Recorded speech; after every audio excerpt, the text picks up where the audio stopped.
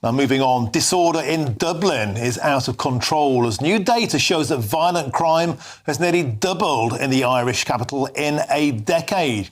Now, the data from 2014 shows that 1,389 violent crime incidents, which increased to 2,687 by 2024. And that's a 93.4% increase in just 10 years. But let's look at the data for last year. Theft up 19%, public order up 17%, violent crime up 14% in just 1 year. Now, what on earth is going on in Dublin? Well, let's find out now by speaking to the president of the Irish Freedom Party, Herman Kelly. Herman, welcome to the show. Some very, very sobering statistics there. What on earth has changed in Dublin, I wonder?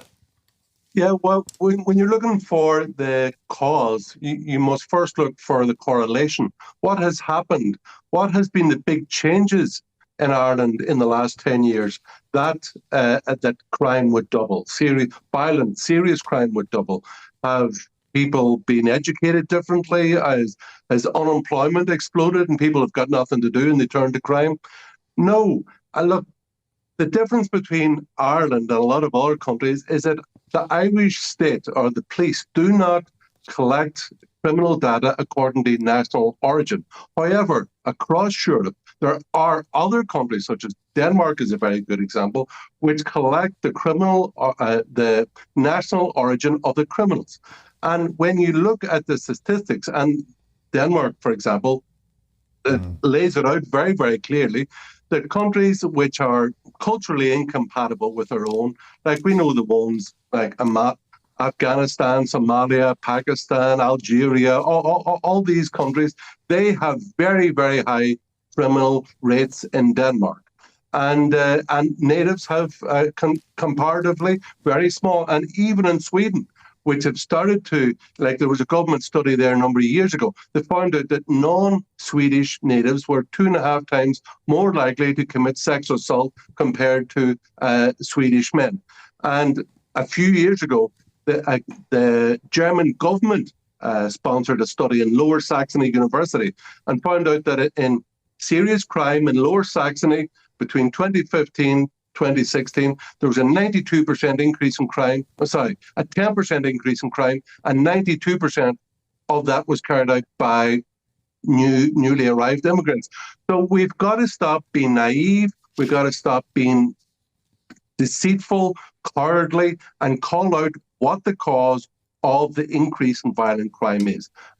It's not the only cause, but a large cause is a large number of unvetted males into your country. And it doesn't really matter where they're from. If you come from Cavan into 50,000 young men of 20, 25 from Cavan into Monaghan, you're going to have trouble.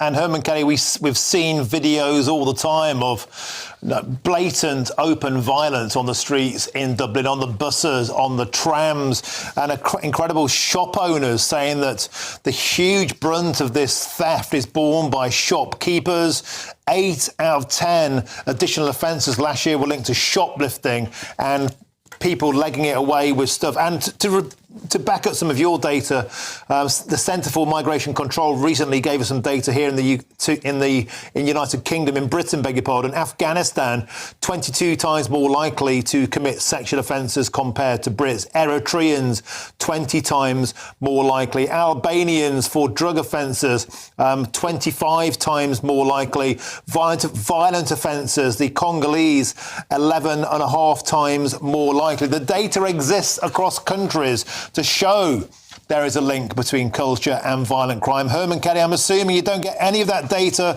in Ireland. And when you ask for it, what do the police and what do the politicians say? Well, I remember a number of years ago, I think it was a rape crisis centre in Dublin did a report, as far as I remember, and they found out that African men were 10 times more likely to commit rape. And what did they do?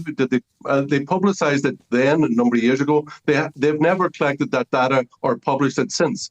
So there is obviously an influence, as we just heard in your last segment, about the politicisation of security and people in charge of security being told to, no, don't look at the main problem, look at this minor problem.